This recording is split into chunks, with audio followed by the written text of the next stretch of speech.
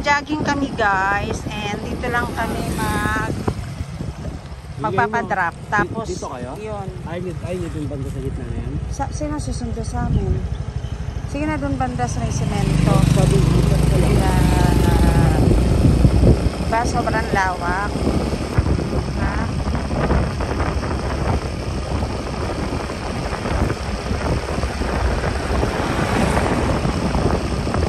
So dito kami sa gilid-gilid lang.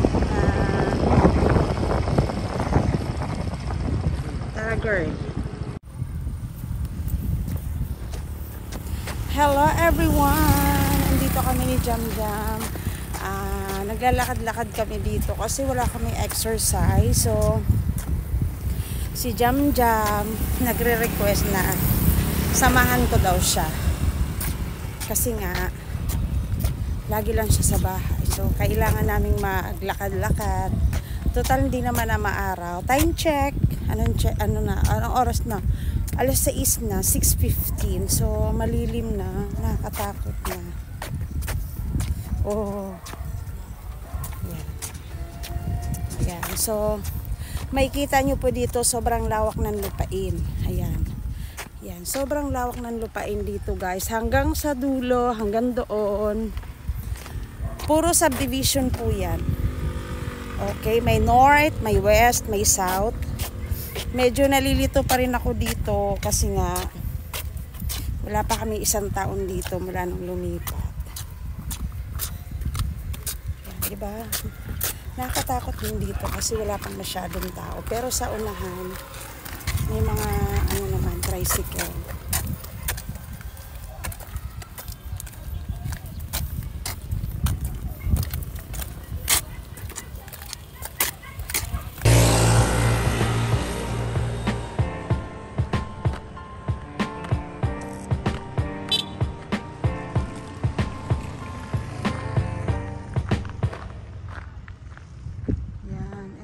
Sa kabilang side, ang lawak dito. Marami pang ginagawang bahay dito. Ayun na si Jam Jam, oh, ang layo na.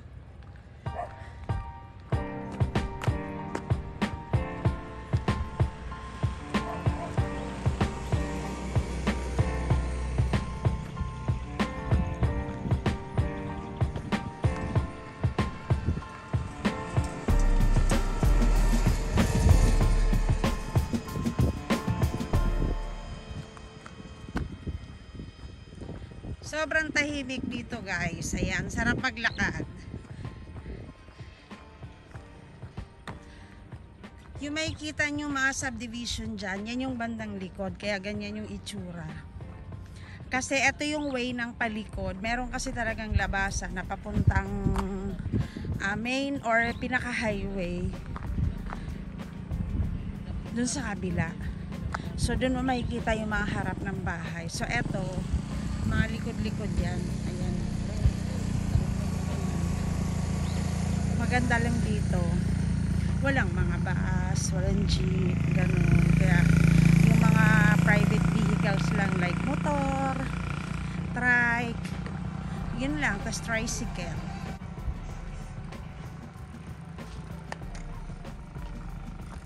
Oh, may dugi. Oh, ang cute ng dugi. Dito. Bagay dito kapag may mga dog, dito nyo siya padumihin. Ano na? Tinanong ko ng kamay. Pagod ka na mag-exercise, be? Sabi. Pagod na, wala pa nga tayong 30 minutes eh. Yung gabi na. Nasa kabilang naman kami. Nasa kabilang part.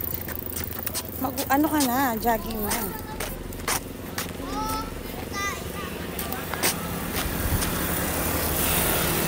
Dito guys, kung gusto mo talaga ng tahimik na lugar, dito talaga sobrang sarap tumira. Ang problema lang dito talaga, real talk ko ha, yung hanap buhay.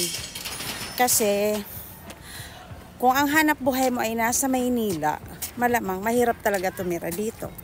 Sobrang hirap kasi nga meron kang tirahan pero wala ka namang hanap buhay. So ako naman, kaya malakas ang loob kong tumira dito.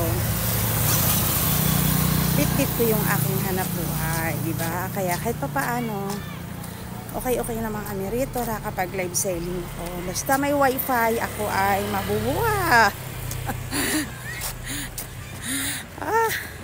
Hapon na, nakakatakot na. Nakatingin sa amin yung mga driver. Medyo nakakatakot na kasi hapon na, di ba?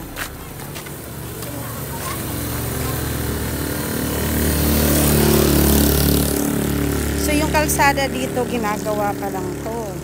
Kaya bako-bako pa. Sa kabila mas makinis.